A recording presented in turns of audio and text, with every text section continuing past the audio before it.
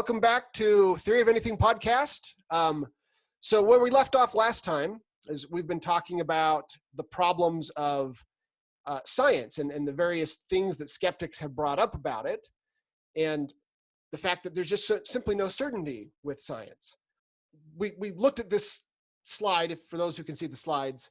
So we looked at this slide previously, and we talked about, okay, here's kind of what we talked about in the past, that science is supposed to be based on induction, but induction doesn't work. It's not possible to verify that something is true at all. No matter how certain we are about a theory, it can at any moment turn out to be wrong in fundamental ways. There's no such thing as scientific fact. It's only conjectures / theories / hypotheses. And we don't have any direct connection to the real world via our senses, because our senses themselves are often fooled, have illusions, things like that. So these seem like very, some people, postmoderns in particular, but there are people out there who feel like these are very strong reasons to doubt science, to be skeptical as science as a whole institution, okay? And then we talked about a partial solution to it, which was falsification. The idea of the black swan. You see a single black swan, and suddenly the theory that all swans are white vanishes with a single observation, no matter how many, quote, confirming observations you had prior to that point. But even falsification had a problem, and that was the Doom-Quine thesis. And I gave some examples of how when you have an observation that falsifies a theory, it's hard to know if it's the theory itself that was falsified, or if it was something wrong with the instrument, or in other words, a problem with the theory about the instrument, maybe something else. I gave the example of a body of gravity that moves Mercury's orbit. Is it a problem with Newton's theory, or is it just that we don't see the body of gravity that's moving Mercury's orbit? Right. So even falsification, although it's a good step in the right direction, it has some problems itself. So now what we're going to talk about today is the actual solution to this dilemma. That sounds promising. Yes. So this is Popper's solution, with some things added by David Deutsch that I think clarify it quite a bit. Popper's solution, these are quotes from Popper. A new theory should conflict with its predecessor. It should lead to at least some conflicting results. It should contradict its predecessor. And a new theory must always be able to explain fully the success of its predecessor. Hopefully this seems fairly straightforward what I'm getting at here, and why this would make sense. But the obvious example here is Newton's theory of physics and Einstein's, right? If you can remember way back to your, high school or maybe college physics classes. Yep. Yeah, then you probably remember that any prediction that Newton's makes that is correct, Einstein's will make the same prediction. Right. But Einstein's will make predictions that are correct that Newton's will get wrong. Right. Okay, so Einstein's, at least as far as we know, fully subsumes Newton's theory. We don't know of any cases where Newton's theory is superior to Einstein's. Okay? Right. So, and this is really common within science, right? There can be other cases that come up, but this is kind of the gold standard of the ideal, right? That when we take a theory and we adopt it as kind of the prime paradigm, to use Thomas Kuhn's language, it's because there really isn't a good alternative to it. That the next best alternative to it is known to be inferior in some way. Right. Okay? Right. We already are suspicious of it or believe it is wrong. Yes. And we have a better theory. That's actually the important point here, right? Right. There's no reason to embrace a theory like Newton's when we have Einstein's. There was great reason to embrace Newton's when we didn't have Einstein's, even if we had thought there was a problem with it. Right. But once we have Einstein's, there's just no reason to embrace it. Now, just one clarification on that, because I have a friend who tried to argue with this with me. He would say, well, actually, we still embrace Newton's, and we use it as a mathematical shortcut under circumstances where there's not a lot of gravity or we're not close to the speed of light. Okay, that's true, but we're playing with words, okay? Yes, we still use Newton's theory, but we use Einstein's theory to tell us when it's okay to use Newton's theory as an approximator. Okay? Right. So that's still not really a success of Newton's theory compared to Einstein's. Yeah. The truth concept. That's interesting. Right? Okay. So this is the quote from Popper that really is like the big breakthrough for me, right? He says, this allows us to decide of any new theory whether it will be better than the old one. But this means that we have something like a criterion for judging the quality of a theory compared to its predecessor, and therefore a criterion of progress. And so it means that progress in science can be assessed rationally. Yeah. Okay. Yeah, that makes sense to you, right? You wouldn't absolutely. argue with that point, would you? No, I would not. Okay, which means science, or any knowledge, not just science, progresses via theory-to-theory comparison. Okay. Yeah. Now, this seems like a really simple point. I mean, it really does. And it seems kind of self-evident and it seems kind of straightforward, but it totally solves the skeptic problem from the previous slide. Because as it turns out, it doesn't actually matter if we can get at the truth. All that matters is that we can recognize progress, that we're progressing towards the truth. Okay. Okay. You could never really know this theory is 90% of the truth or 99% of the truth, or you have no clue how close you actually are to whatever the ultimate truth is out there. But it doesn't matter, because you know when you have a better theory, so you know when you've made progress. And you know that at the moment, this is the best theory we have, so it's the most true, so it's the one we should currently tentatively embrace. Okay, does that make sense? Yeah, it makes perfect sense. Okay, very clever solution that Popper came up with here. I think it's a very profound solution. I think it's hard for people to wrap their minds around it because they're still kind of thinking in terms of, yeah, but how do I know it's true? Right. Trying to justify something is true. And what Popper's saying is, stop doing that. It's a wrong philosophical question. You shouldn't even be asking that question. The only question that matters is, what's your current best theory? Right. Okay, and science, I'm asserting, Popper's asserting, is built on this. Okay, maybe scientists don't really explicitly realize this, but this is the basis for science. This is the basis for progress in modern society. As we'll see maybe in some future podcast, it's the basis for moral progress. Okay. Oh, yes. You and I have I think talked about this. Started to talk through this. Yes. I think we could have a very fascinating conversation just specifically on that one point. We will make that one of our future podcasts. Okay, I'll make a note in our spreadsheet about that. Okay, excellent. You were saying you think scientists philosophically understand this. Sometimes I think scientists willfully ignore this. Yeah. Wherein they want to be stating that the thing that their new theory is truth. Yes. Okay, so let me clarify. I didn't actually say that they philosophically understand this. I said This is what science is built on, whether or not they explicitly understand it. Okay, so, I can get behind that. Yeah. So in fact, I think there's really good evidence that individual scientists rarely, if ever, really get this. There's probably a lot of benefit that would come to the realm of science if they did get this. For one thing, as we'll see in some future podcasts, I do have some slides about this. There are whole theories out there that get a lot of attention that really could just be eliminated, right? And we shouldn't be wasting time on them.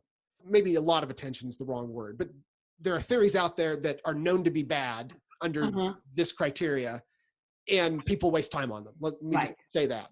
And like you said, scientists are just humans. They've got beliefs, they've got meaning memes, they've got agendas, they've got biases.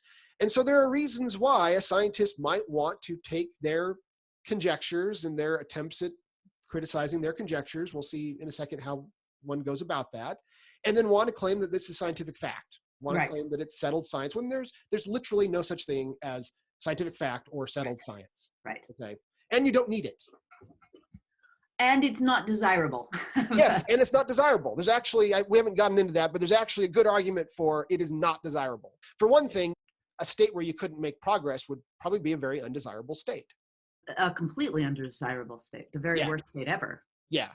Let's talk about now Popper's theory of knowledge. I'm going to restate it here. This is the scientific method. This is the real scientific method, okay? Not the one that we teach in schools, that we teach children that then scientists ignore. This is what scientists, even if they're not aware this is what they're doing, this is what they're doing, okay? This is an actual description of what science does. We start with problems that we care about, okay? So for a scientist, now this doesn't apply only to science, this is for knowledge in general, but we're going to look at it from a scientific perspective. For a scientist, that's probably some unresolved problem in science that's standing out there that they've decided they're interested in and they want to try to resolve. Like just hypothetically, maybe Einstein can, sees the experiments where light has a maximum speed, and he's curious how to resolve that. And I don't think this actually happened in real life. I used to think it did, but digging into it historically is suggested that maybe I was wrong about that. But theoretically, he could have seen the experiments where they actually had an experiment where they would measure the speed of light when the Earth is moving towards the sun versus when it's moving away from the sun. And they found that the speed of light was identical in both directions. In theory, that's an observation that is a problem for Newton's theory. But in practice, it could just be a problem with the instrument, or there's various ways you might be able to explain it without actually falsifying Newton's theory. Okay, it's the Dunne-Quine thesis all over again. So I don't think Einstein actually knew about this experiment, but in theory, he could have been aware of this experiment, and then he could have said, well, wait a minute, what if light actually is the maximum speed, that nothing can move faster than the speed of light? What would that imply? And he could have pulled his theory out of that, because that is just enough that you can start down the process towards obtaining his theory from that thought. As long as you keep forcing yourself to stay consistent, you end up with his theory as the final result. Okay. Right. Okay. So he may have actually approached it from a different angle. I'm not a historian in this area. Well, so, and nobody will probably knows for sure anyway. Yeah. So then you're going to conjecture how to solve the problem via an explanation. And that via an explanation is really important. There are maybe some small exceptions to that. We could talk about explanationless science. Sometimes when you don't know where to begin, that's where you begin. Okay, right. But ultimately you're looking for an explanation. This is something that's in severe doubt with a lot of philosophers, and it's in severe doubt with even some scientists, that maybe science isn't about explanation. Okay, Popper's theory is it is absolutely about explanation. That is what we're trying to determine, is an explanation as to explain what's going on. There are whole areas where people don't agree with that. What do they think science is for if it's not to? There is one philosophy that science is just about making predictions. Okay. And that actually sounds a little seductive, doesn't it? Well, I don't know, because I don't find the mystical very interesting, and predictions Yes. has a mystical kind of a feel to it. Yeah, so Deutsch just pointed out the problem with this whole line of thinking, that without an explanation, you don't even know what to try to predict, right? Yeah. If you had a box that you could type in whatever you want and it would give you an accurate prediction, you wouldn't even know what to type in to make a prediction. So like, let's say that you wanted to build a spaceship, right? In theory, this box can help you do that. You can type in the numbers, you can figure out, okay, this is how I'm going to build a spaceship. And then it would tell you, oh yeah, that spaceship's actually going to work and it's going to get you to Mars or whatever, right? Okay, but you wouldn't even know what to enter if you didn't have an explanatory theory in the first place about metal and about thrust and about, you would have to have all those explanations in the first place to even figure out what to predict. Yeah. That's interesting. Okay. So now once we have a conjecture, then we're going to criticize the conjectured explanation or explanations that we've come up with. This is just a wild guess, at least initially, right? We just come up with, okay, here's this conjecture of how I'm going to solve this problem that I'm working on, and it's just a wild guess, and now I'm going to try to criticize it. Now, how do you go about criticizing it? There's going to be tons of slides where I get into detail on this, okay? But at a high level, one of the first things you would want to know is, does the conjectured explanation fail to solve the problem? Now, this seems so incredibly stupid, but it turns out it's really important. It is easy to state things in English so that they sound like an explanation, but they don't actually explain anything. Right. Okay. And then you feel like you have an explanation, but you don't. Right. So one of the first things that you have to look at is, does this explanation I'm looking at actually solve the problem? Okay. Another one is that you take the conjecture or hypothesis to its logical conclusions, and are these acceptable? One of the things that I'm going to emphasize in future slides, maybe not today, is that it's really easy to come up with conjectures that solve a problem. It's not easy to do it in such a way that it doesn't have consequences. Sure. And so one of the main things that scientists need to do is they need to think through what are the consequences of my explanation that I'm conjecturing. And if it comes up with problems, let me just give a really obvious example. I use this in a future slide. If your conjectured explanation violates, say, the laws of thermodynamics or the laws of conservation, there's a very good chance, because scientists have this association with those two laws, that they just don't get violated, right? And maybe in principle, their theories will force us to violate it or something, but there are no cases we know of where they get violated. I'm exaggerating slightly. In the case of dynamics, if you have a single particle, then obviously it's going to get violated. There's no such thing as thermodynamics at a single particle level.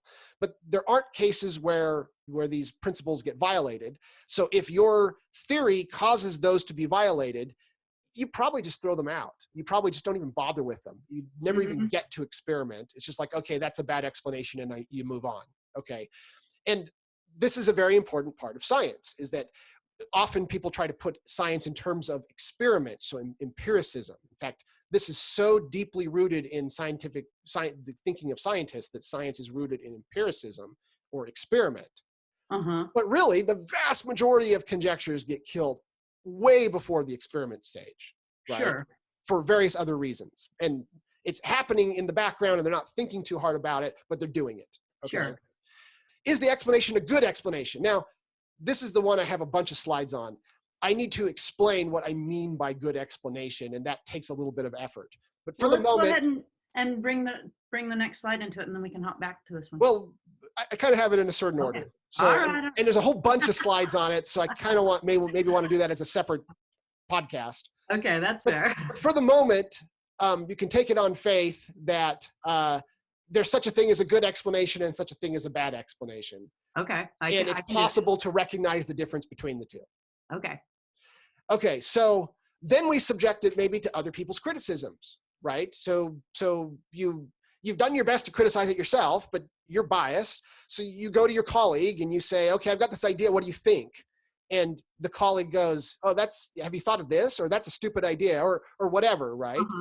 And so you're putting it out there for other people. And this is something that Popper points out, that because this is what science is really about, is criticism, criticizing conjectured explanations, that science is really a community project. The idea of the professor on Gilligan's Island that does all the science by himself just isn't reality, right? That the reality is that science is what comes out of a community project, of community criticism. Okay. And that's a hugely important part of science. And then, of course, after we do all this, then maybe if it survived that far, we actually go perform an experiment, which is really an experiment is a special type of criticism. It's not really separate from criticism. It's where we come up with this experiment and say, okay, if my conjecture is true, then I expect this to be the result of the experiment. And if it's not, then I expect this to be the result of the experiment. And you're doing your best to really falsify your explanation by criticism and then ultimately by experiment. Then after that, actually the process kind of repeats. Then you go and you publish your results. It has to go through maybe peer reviews. It's going to get published to the scientific community. It maybe get ripped apart. It probably will get ripped apart by the scientific community. And this whole process, every step of the way, is just in trying to take your conjectured explanations and subject them to as much criticism and possible falsification as is possible. Okay. And then here's the key thing. Of the competing explanations that maybe you're thinking about here, which solves the problem the best without introducing unacceptable new problems? Right. And then here's the key point. An explanation that is more correct will survive all criticism, whereas an explanation that is not correct won't. There's an intuitiveness to this, and so much of this is just obvious, and yet you've probably never heard it stated this way before, right? But if you have a correct explanation and it matches nature, there's no way to come up with an experiment that falsifies it. There's no way to come up with a criticism that will permanently falsify it, right? Because it's what nature's really doing. And this is the basis for how science actually works. Something that is true, or at least more true, we'll see in the future that nothing's ever actually fully true, but something that is as true as we can currently get it, there simply won't be a way to criticize it. And the fact that it survives criticism, that's what matters. if it isn't true, then we will come up with some way to criticize it. And then it will fall by the wayside and die as an idea because it didn't survive criticism. Right. Okay. Now, ultimately, that means that you've got all these explanations out there, possible explanations, conjectured explanations out there. And the ones that rise to the top are the ones that survive criticism. Okay. Does this process sound familiar to you? Yeah, absolutely. You're probably looking for a specific thing that this is a process that I like to use even when trying to create new things, specifically like when we're trying to build product solutions. Okay, go on. This is a good example. Exactly how I would do it. Yes. Okay, that's not an accident. Okay. The thing that I was actually had in mind was that this is survival of the fittest. Oh yeah, it's about survival of the fittest idea. Yes. Okay.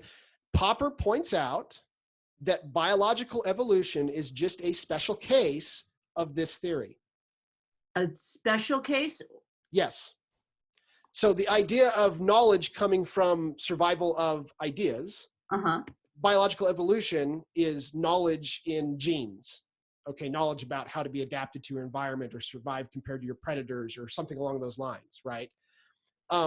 Biological survival of the fittest, Darwinian evolution, is a form of this process that just happens to be embedded inside of biology. That's a fascinating way to look at it. Okay, it's not just a fascinating way to look at it, it's actually a really important point, and here's why. And this goes right along with your own example, the fact that this is your process for creativity. This is the only process in existence for creativity. Ooh, okay. Okay. It's how you do it for projects. It's how scientists do science. It's how we create knowledge. It's how we create moral knowledge. It's how we improve our political system. It's how biological evolution created more advanced organisms. It's how biological evolution created us with the ability to criticize ideas and to be able to be in generally intelligent, general intelligence in the sense of artificial general intelligence, except I'm dropping the artificial because we're not artificial. The fact that we are general intelligence. Yourself, Bruce. Right? We're GIs. Now let's take a look at good explanations versus bad explanations. So I'm going to give you an overview, and then I've got like tons of examples, but I think the tons of examples will probably need to go into a different podcast. Okay, I like that. This seems like a silly example, but it actually makes my point pretty well. Suppose you ordered milk from a milkman, and then soon thereafter, milk arrives on your doorstep. We're going to conjecture theories as to why the milk is arriving on your doorstep. So theory one, the milkman you paid for the milk brought it to you. Okay. Theory two, the milkman you paid pocketed the money, but your nice neighbor is now leaving milk for you because they can see you need it. Okay. Okay. And number three, angels saw the milkman pocket the money and started bringing you milk because they knew you needed it. And then I put it, et cetera, because I mean, particularly that angel one there, we could probably vary that one really easy. We could say elves instead of angels. We could say monsters. We could say fairies, wizards. We could add. We could even go sci-fi on it, and aliens from the future came back and. Yeah, okay. So in fact, there's an infinite number of logically possible explanations for anything we care to explain. Okay. Yeah, the History Channel bases their entire programming off of this. Yeah. Okay, so now here's my question for you. And we're pretend like these are the only three that are possible. Which of those three is the best theory? Well, I like one the most. I don't know that necessarily makes it the best, but okay. But it's the one that seems the most reasonable to me. Which is the angel one, right? Yes. No, let's say theory one is the one that's the most reasonable to me. Okay. So now it's interesting the language you just used right there, right? It's the most reasonable to you. Okay.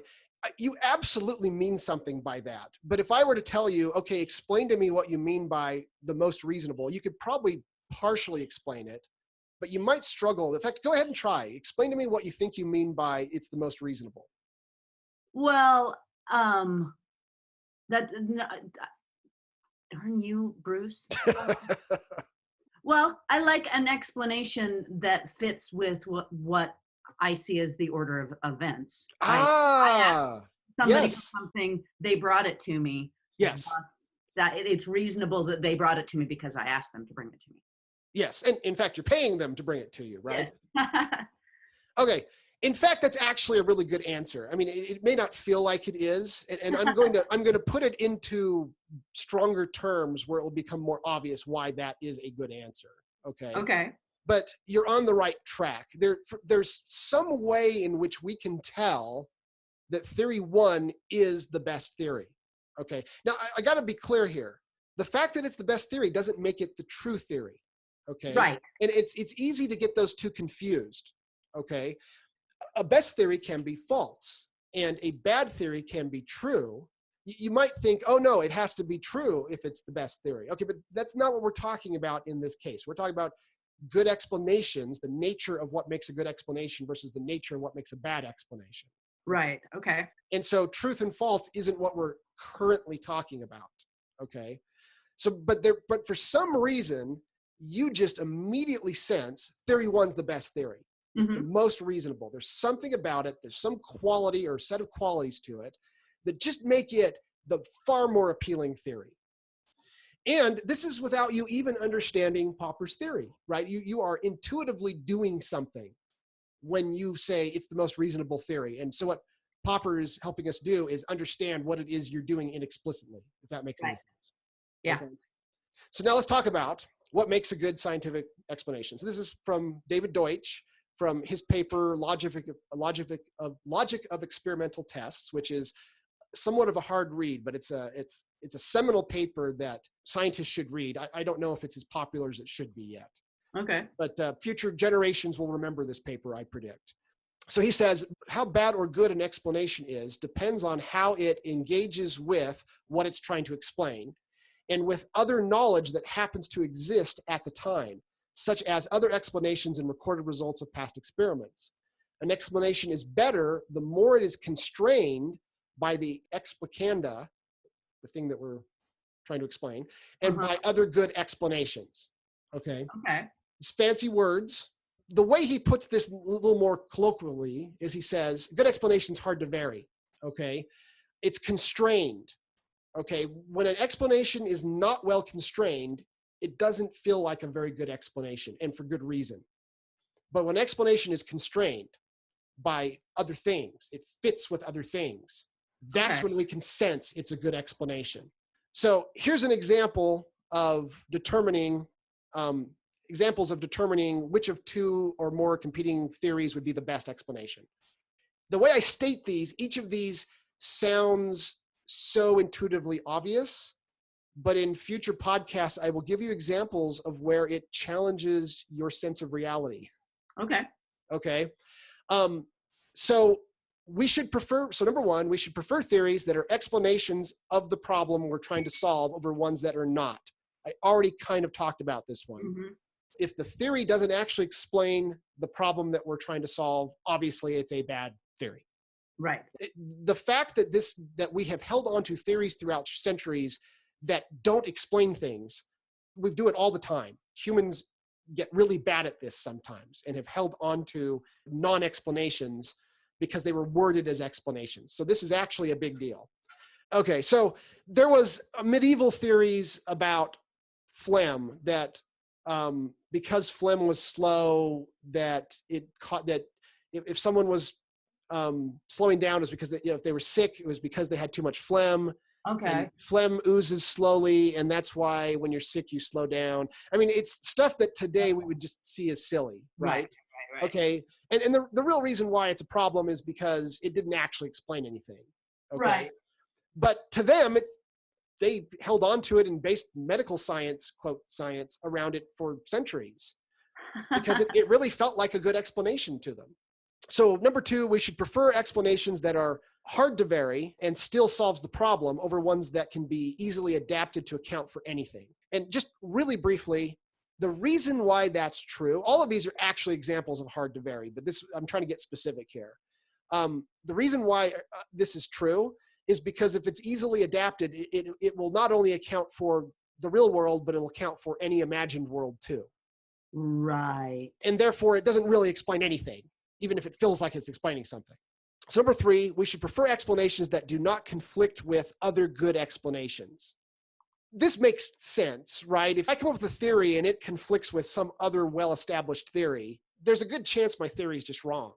Unless what I'm trying to do is maybe I have actually found some way to disprove the currently most popular theory. I mean, that is a possibility. I mean, we wouldn't make progress if that didn't happen sometimes.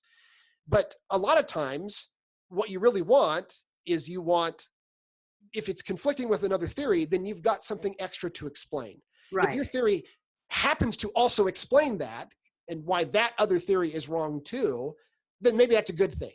Okay. Yeah. But if it doesn't, then now you need to figure out how you're going to explain why that other good theory is wrong. Okay. And the more it conflicts with other theories without having a good explanation for those theories, the more that we should really just start thinking about abandoning that theory. That makes any sense. Yeah, right? That makes perfect sense. We should prefer explanations that explain why the previous competing theory worked well and predicts when it will not work. Okay, this last one is the gold standard. It's what's known as a critical test or a crucial test, where you have two competing theories and you say, okay, based on my new theory, the old theory will be wrong in the following way. And then you go out and you actually do the experiment, and it turns out that the new theory is making a correct prediction and the old theory is now making a bad prediction. At this point, this usually causes scientists to start abandoning the old theory. Right. It should be noted that scientists are human, and sometimes you have to wait for the old guard to die off. And this is something that Thomas Kuhn brings up in his book about this subject, which a lot of people who believe in Popper really dislike Kuhn, but Kuhn is an interesting historian, and he brings out some really interesting things that are true, even if his overall epistemology isn't the greatest, right? And one of the things he points out is that we do have this history of when a new good explanation comes along, the old guard just hates it, but then they die. And the new kids on the block coming in and learning science from the ground up, they don't have the same biases that the old guard have. And so they end up picking the one that's actually the better theory that explains things better. And so eventually, just by death, the new theory succeeds, right? I think you see this in politics and in our social interactions. Yes. Well, very much so. Yes. It's interesting, though, that this is not always the case. I could give you examples of where new theories came in and took over within a few years and everybody bought it. So sometimes there's really heavy resistance and sometimes not. And there's actually maybe an interesting question. Why do you sometimes get heavy resistance and why do you sometimes not? Fascinating question, actually. Yeah. So let me give you maybe one of the most straightforward examples here. Are you familiar with the standard model, that term, the standard model in physics? Yeah. Okay, so that's our current best theory that tries to combine together, all our different theories and our understanding of how particles work, right? Mm-hmm. And the standard model is a mess, and everybody knows it is, right? It's ugly. It doesn't always, sometimes it just establishes numbers by experiment rather than by principle. So that, okay, it just so happens that this constant is this, we don't know why. It doesn't properly take care of gravity. Right. Right. I mean, it really is just an ugly theory, and everybody knows it, but it was accepted by the scientific community as the best theory very quickly. They adopted it. Okay. And I actually think psychologically, part of the reason why it was adopted was because it was so ugly. I mean, typically scientists prefer beauty, but I think that the adoption of it was kind of like, okay, we all know this isn't the true theory. It's just the best we can come up with. And I think that made it really easy for people to not resist it. Right? Because it wasn't making maybe as strong claims about reality, and it just sort of overcame biases because of that. Right? I don't know. That's my guess. I'm making that up. Okay. Now, let me give you an alternative one, or two alternative ones. One of them is the theory of group selection. So in biology, in evolution, for a long time, there was this theory that there was such a thing as group selection. When you talk about Darwin's survival of the fittest, who is it that is surviving and is the fittest. And what does even Right. fittest mean, right? Is it at the species level or at the individual level? Yeah, in fact, it actually turns out that both of those are wrong. It's Right. actually at the gene level, and that's what Dawkins' Selfish Gene, that book is about. Mm-hmm. And that's actually our best theory of evolution today. The idea that it's the genes that are what is actually survival of the fittest makes different predictions than it's the organism. Yeah, totally. Okay? And so, but at one time, people thought maybe the species, like survival of the fittest happened at a species level. Okay.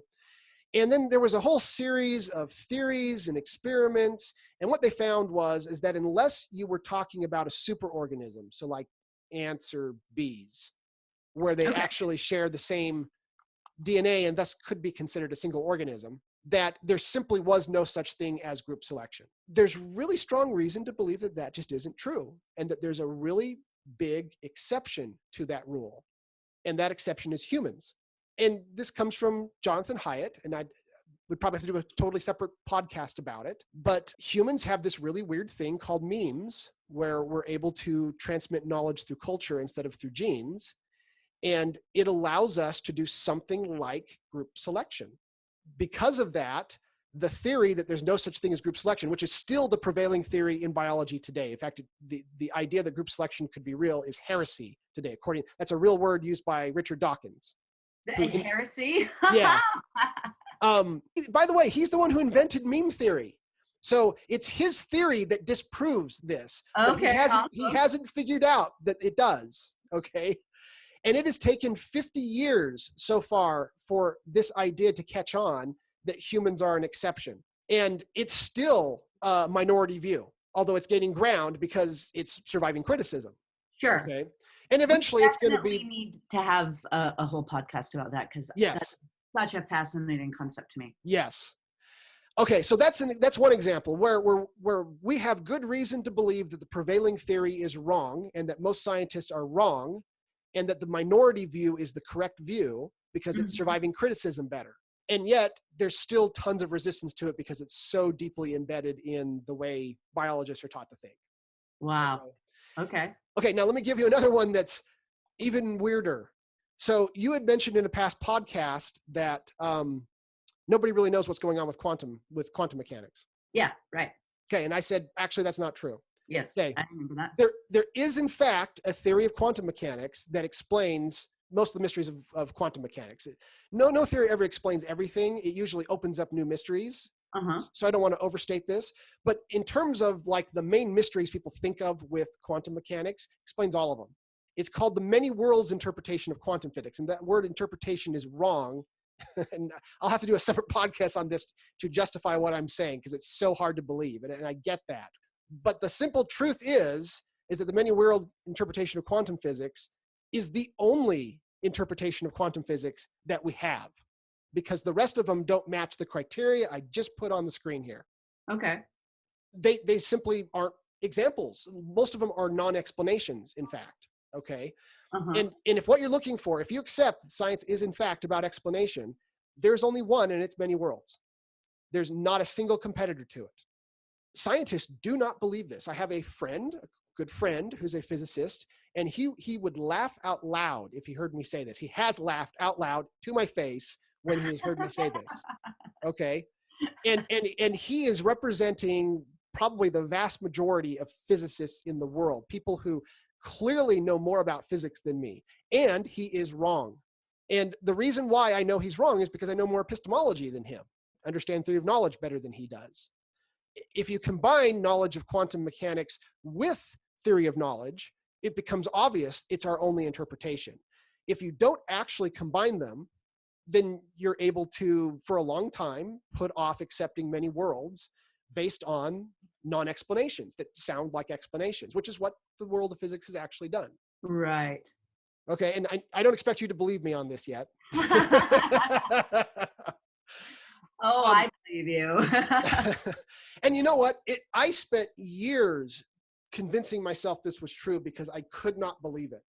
And I bought book after book that purported to give an alternative explanation. And each one I had to, at some point, put the book down and go, oh my gosh, they don't have an alternative explanation. And then I moved on to the next book, and the same thing happened, and the next book, and the same thing happened. And I learned to work out the math for myself, just basic examples. And I started to realize Deutsch is right. This actually is our only theory.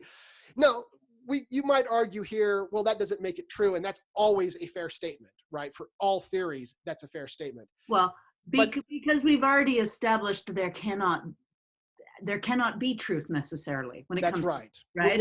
We're never really claiming it's the full truth. Mm-hmm. But once you fully understand the epistemology I'm laying out here, it basically forces you to accept it as true.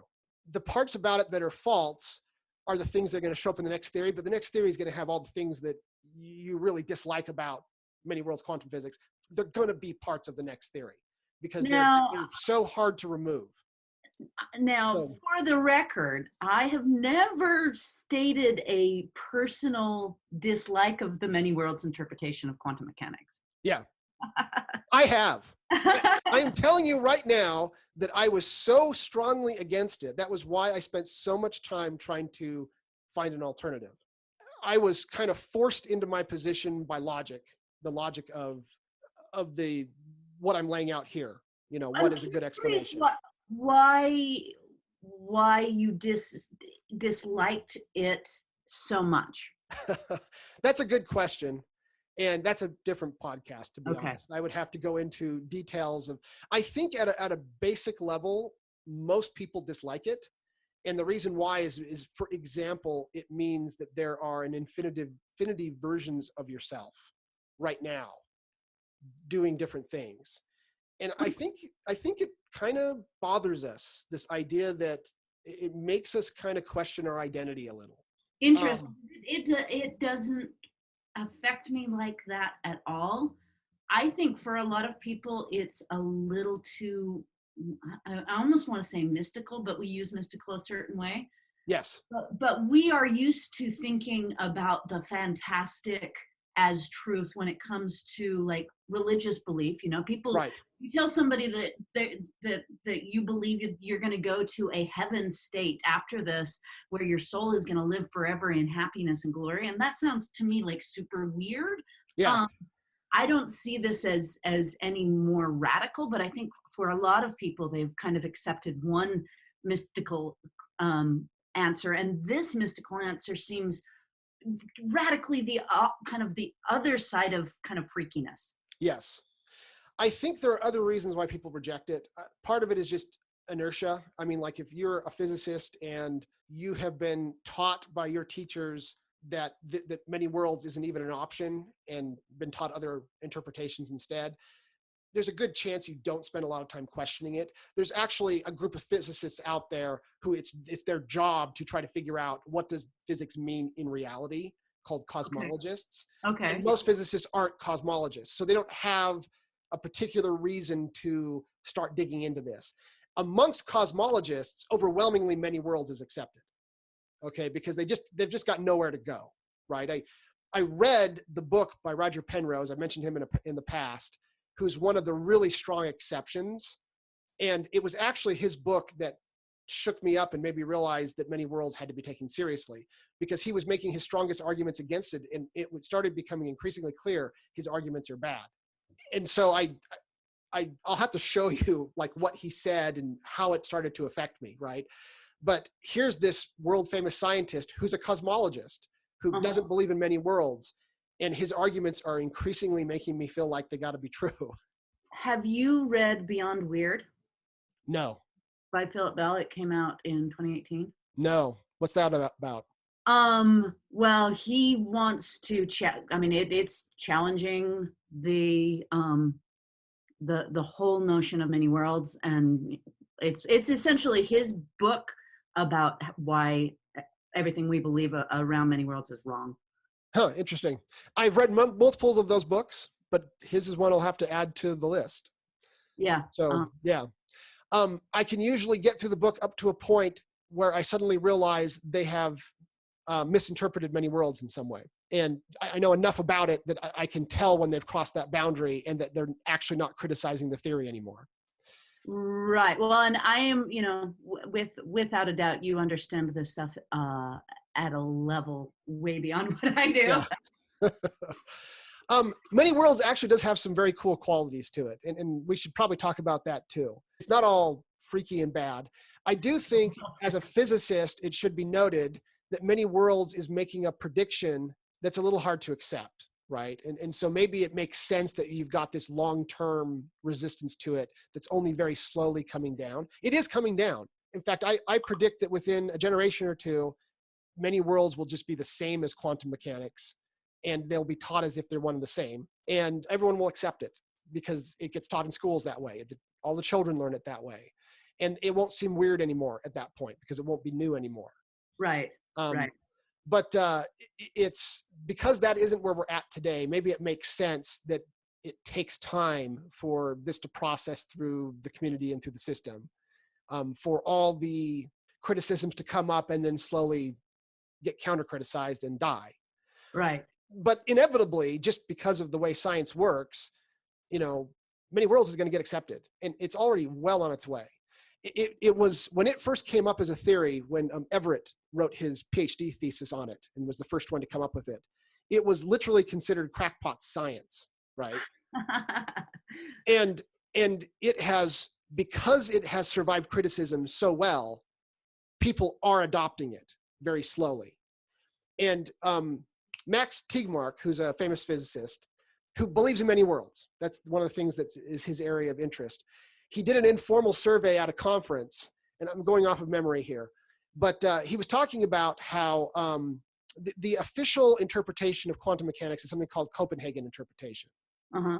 Okay, which is, by the way, a non-explanation, which is why it gets eliminated right off the bat under the epistemology we're laying out. Okay. But that's the one that most scientists have been taught to accept. So he took a survey. He wanted to know, which interpretation do you accept of quantum mechanics? And the number 2 interpretation, if I'm remembering this correctly, was Many Worlds. Copenhagen is actually below Many Worlds in this non-scientific survey. It Really? didn't even make the list that he was going over. Okay, so Copenhagen is dying, if this is to be believed. It's non-scientific, so I'm reading something in here that may not be true, but I suspect that this is fairly accurate to representative of the scientific community. The number 1 interpretation that was embraced by science at this point was, I have no idea. Well, and that was why I said that the interesting thing about quantum mechanics is that we're using it, but we don't understand it. Yes. Because part of the interest, the ongoing interest in quantum mechanics, is that we are able to use it. It's solving real problems. Yes. In fact, it's our best tested theory.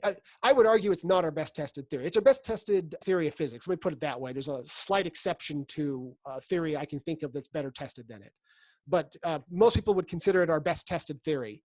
And it is accurate to like 6th, 7th decimal places and things like that, right? I mean, it is just as far as tested, and there's no known exceptions to it. So unlike general relativity, where we actually know of actual physical cases that it doesn't explain, black holes, things like that. Sure. Quantum mechanics doesn't have known exceptions like that. So it really is, in many ways, our deepest scientific theory. So it stands to reason that there are going to be scientists who are going to not accept I don't know, and are going to go look for an explanation. And when they do that, there is only one, it's Many Worlds. They will end up with it, okay? And that's why it's going to win over time, okay? Each new generation of scientists, there's a few that won't accept what is being taught because they can see it's a non-explanation and they don't like mysteries. And they're going to say, I want an explanation. They go and explore it on their own because it's not taught in schools. And then they come across it and they go, oh, this explains it. The other alternatives don't explain it or literally non-explanations. And so slowly over time, scientists, the younger scientists, are picking it up and accepting it, and they become very sold on it, right? I mean, I went out and I was on one of the like Stack Overflow sites, but except for the one for physics. And somebody asked a question about quantum physics, and I explained it using Many Worlds. And there was this eruption of people arguing, and I got tons of points because people were trying to upvote it and downvote it and making comments. And like in one day, I jumped a whole level or something. It was the first time I ever used the site, right? And there was great passion around it on both sides, right? The thing that was interesting was just how many people, including scientists, are just really embracing it now. There's a lot that don't still. In my opinion, that discussion is worth looking at because I feel that without a doubt, ManyWorlds survived criticism there well, and the alternatives didn't. Right. I think this is something that's just going to keep happening. Not everybody can accept that. Not everybody would agree with me. And there's some subjective choice as to what you believe was a good argument or not. But in each case, like they would make arguments with me and I would point out to them the problem with their argument using epistemology. And they may or may not accept that. Sure. But there was obvious objective criticisms I could put out there, right, to what they were bringing up. One of the main arguments that they used was that it didn't explain everything, that it had its own mysteries around it, which is true. Sure, of course. But those same mysteries applied to all the alternatives also. So you can't really use that as a justification. Right. We'll have to do like I really would like to do a podcast specifically on ManyWorlds where I lay out the case for ManyWorlds, basically taking my own experience with it where I tried to criticize it and how I failed to. So let's plan on that for a future one, not for next week though. Yeah, not for next week. You have a plan for next week already? Yeah, so I actually do have more where I can go into depth on this. We could do that next week, but I actually think we should put that one off. Okay. And then do that as okay, let's recap what we talked about previously, but now we're going to get into specific examples. I like that. But I think like we should look at maybe next week, I kind of have in mind something lighter. Either I will invite my friend Sarika to do Hindu dance. Okay. Or dance therapy or something related to dance. Or we will have a discussion about Star Wars.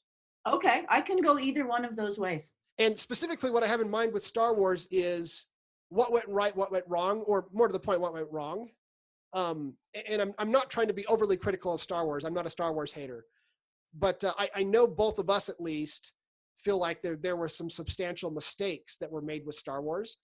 And one of the things that is interesting from this theory I've just explained to you, okay, based on this concept of constrained or hard to vary, is trying to come up with a really good movie or story or any work of art is hard to vary, right?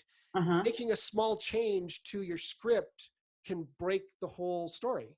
Sure, absolutely. Okay, what that means is that in some sense, a good story or a good movie or a good work of art is an objective thing. Interesting. Okay. Okay, I'm going to stop you right there. Okay. Let's save that conversation for next time if we talk about Star Wars. And I propose we wrap it up for today. Yeah, I think we should wrap it up for today. Okay. Well, thank you, Bruce. As always, great discussion.